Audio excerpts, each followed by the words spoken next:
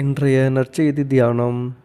இந்த நிகழ்வு நமக்கு ஒரு ஆழமான சிந்தனையை தருகிறது.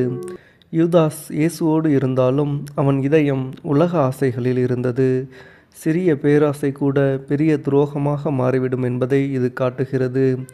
மற்ற சீடர்கள், ஆண்டவரே, அது நானோ என்று ஒவ்வொருவரும் கேட்டார்கள். இது நமக்கும் ஒரு கேள்வி. நான் இயேசுவுக்கு உண்மையாக இருக்கிறேனா?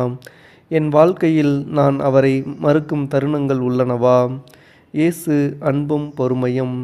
யூதாஸ் துரோகம் செய்யப் போகிறான் என்பதை அறிந்திருந்தும் இயேசு அவனை அன்போடு ஏற்றுக்கொள்கிறார்.